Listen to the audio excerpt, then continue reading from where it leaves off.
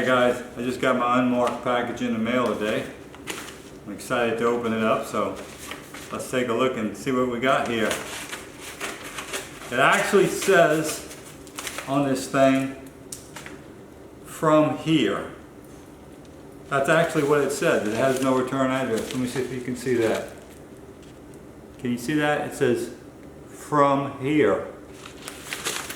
Crazy, huh? Okay, so it's a CD. Pornhub. Oh. Okay, just kidding. No, it's the Uconnect navigation map update. So let's go ahead and put her in there. I got the update out here. It couldn't be more complicated. I went and read it for a little while. They give you this big old thing, thumb drive. That's all it is. They've got a product serial code. They ask for activation codes off your radio and stuff. So I'm just gonna, it's 3 or 4 codes it looks like, so I'm just gonna take some pictures of it with my cell phone when I get to that point. But the interesting part of it, and I'm paraphrasing here just to make it faster, but it says leave your vehicle in park, running in a well-ventilated area. This update's going to take approximately an hour. Do not move it out of park. In other words, you can't go drive around. You got to leave it in park, sitting there for an hour. No can do, Uconnect. I'm going to put a battery charger on it and take my chances that way. I can't see letting that thing sit there and idle for an hour. It's just ridiculous. So this is the way I did it. I connected the battery charger to the driver's side and I turned the ignition on, stick the USB drive into the socket. Don't press yes or no, and I'll show you a picture of this in a minute. Just read that, what they call requester code in a manual, a little pamphlet that calls it the request code. But just get that requester code, that's all you need, and then I took a picture of it with my camera and then go back into the house. I highly recommend hooking a battery charger to it. I measured the amperage draw and voltage while I was doing this, just to kind of keep an eye on things, and that ignition with it on draws about 5 to 7 amps while this thing was updating, and it took me about 2 hours to do the whole thing. So I suspect I would have had a dead battery, might even draw it down to the point where the darn thing fails. But anyway, that's the way I did it. It's just, you got to start at the truck with the thumb drive, put it in there, let it load up. Takes a couple of minutes to load, and then read that requester code and then go back to your computer. And so there's the requester code, and that's the whole purpose of going to the truck first, is to get that requester code, because you're going to need that to enter into the website. So I made all the mistakes. I didn't look at that requester code. I just pressed yes, and just, of course, I didn't record the requester code. So then I said, oh hell, what do I do now? Well, fortunately, I think they've kind of got the idiots covered, because if you just let that screen sit there long enough, it'll go away and it'll go back to your original radio map or whatever. So it's not the end of the world if you actually hit yes from right there. It will revert back to the the other screen after a period of time, maybe 5 minutes.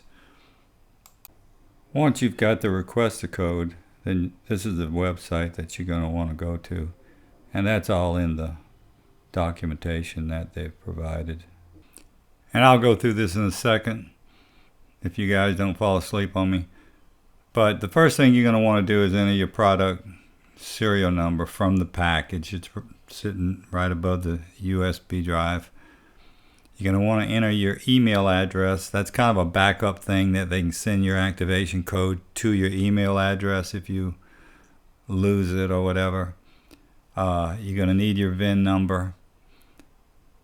You're going to need your requester code or request code. They call it both different. The radio calls it requester. They call it request. But you're going to need that. In fact, that was the reason why we went out to the truck in the first place, was to get that. And then your version number, which you should be updated to that version now. If you're not, you can't put this update on till you update to the newest version. And it's on the website. You might have got it over the air also. And then we're going to move on to this next screen, which is going to generate the activation code. Okay, so the whole purpose of this rigmarole is to get the request code. So you enter your product serial number up at the top, and that's sent to you with the USB drive. And you send your email as a backup just in case you lose your activation code. They send you an email of it. You'll need your VIN number, and you'll put that requester code right there in the middle. And that was the whole purpose of going out to the truck and putting the USB in and everything, just to get that. It's really a bunch of bull. But it's just a long-winded way of doing it. Maybe they have their reasons, but I've installed a lot of software, and I don't think I've ever had to go through this kind of crap. And then at the bottom, you're going to end up with your version number, which is the 171107. And after you do that, finally, you will get your activation code. And you're going to want to print that out or take a picture of it or something, because you're going to need that when you get back out to your truck. But you're done with the computer for now. Everything else is going to be done in the vehicle. And okay.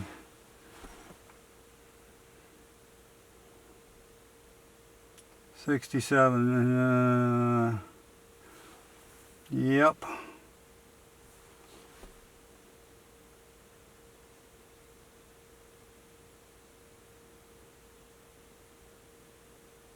Oh my. Okay, well, we'll just let it go through its rigmarole here. You can see what's going on. Like I say, I put my battery charger on, and I'm glad I did. I'm going to go back and watch the football game while this bullshit goes on, and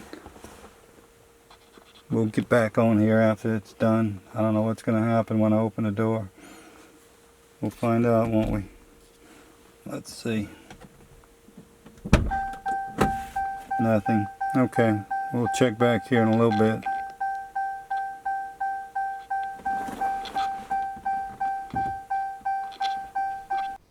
Another mistake I made was when I got out of the vehicle to go inside the house to watch the football game, I took the key fob with me. So about 10 minutes later, I came out to see how things were going, and the truck said key fob has left the vehicle, or something to that notion. So I learned that I probably should have left the key fob in it, but it went through the update okay anyway. And when I came back after the update was complete, I was supposed to see a screen that said it had completed, but I never saw that screen, and my truck was just sitting there off. So my conclusion is it doesn't really matter whether you take the key fob with you or leave it in the truck, but it's probably better to leave it in the truck. To Uconnect's credit, I would say that they have got this thing pretty forgiving as far as that sort of thing. I mean, nobody can expect you to sit in your truck for an hour and a half with it idling, however, and waiting for this thing to update. So we're just about to the end of it here. And as I say, when I walked back out to the truck, the ignition was off. So apparently I was supposed to get a final screen asking me if I wanted to proceed, yes or no. I never did see that. When I walked out to my truck, the ignition was off and it was just sitting there pretty much dead. They do say that your vehicle may differ, whatever that means. But it also says that after you've indicated that you want to proceed on that screen, it goes through this open the door, close the door, wait 60 seconds, turn the ignition on and off. I never did do any of that stuff. But it still worked for me. All right, here's a moment of truth.